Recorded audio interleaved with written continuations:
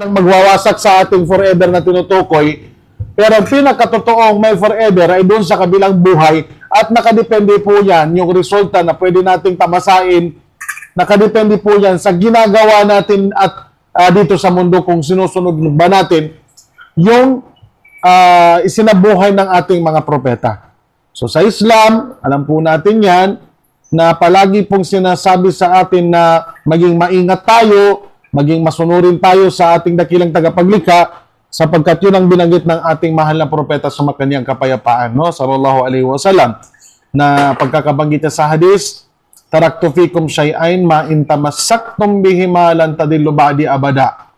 Sinabi ng propeta Muhammad sallallahu alaihi wasallam, iniwan ko sa inyo ang dalawang bagay, at kung inyong panghahawakan, hindi kayo maliligaw, hindi kayo mawawala.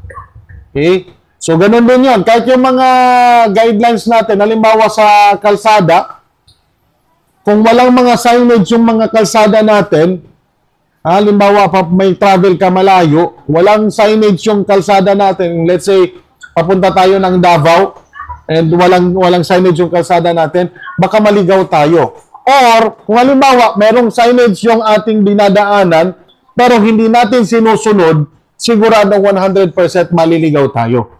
Ganon din ang Allah subhanahu wa ta'ala, nag-iwan siya ng mga signage sa atin at ito yung Quran, at kung hindi natin to susundin, maliligaw tayo. So clear po tayo dyan na kahit dito sa mundo, kumbaga logic lang yung gagamitin mo, pag hindi ka sumunod sa mga patnubay, guidelines, maliligaw ka. So ganon din tayo. Kaya nga sinabi ng Rasulullah SAW, iiwan ko sa inyo o iniwan ko sa inyong dalawang bagay, na kung ito'y panghahawakan ninyo, ay hindi kayo maliligaw magpakailanman. Ano yon? Kitab Allah wa sunnati.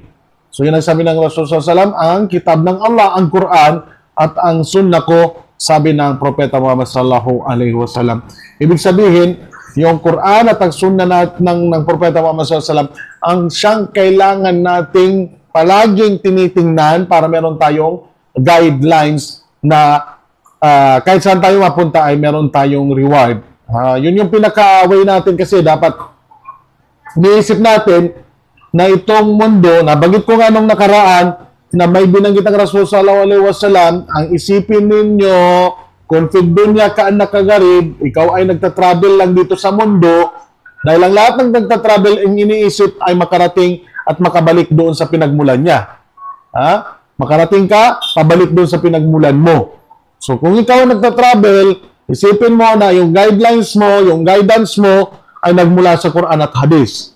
O di kaya ay aw-abiris sabil, o di kaya para kang tumutulay sa isang daanan o isang tulay. Na talagang pag tumulay ka dyan, pagdating ng, wala kang ibang iniisip, kundi matapos mo yung tulay para makapunta ka doon sa kabila. So, ganun ang sabi ng Rasul sallallahu alaihi wasallam.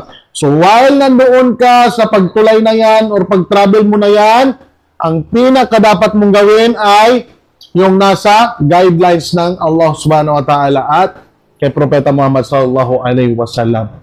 Sapagkat kung ikaw ay lalabas dyan, maliligaw ka. Ang problema, pag ikaw ay naligaw,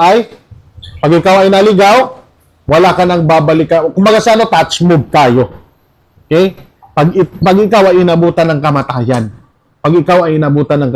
Pero, hanggat may hininga, hanggat may buhay ka pa, sabi nga, ay, habang may buhay, mayroon kang pag-asa.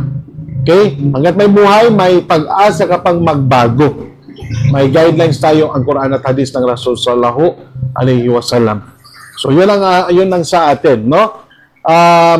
Inulit natin, gusto namin pasalamatan yung mga viewers natin na palaging sumusubaybay sa atin. Nag-post tayo kahapon ng ating mga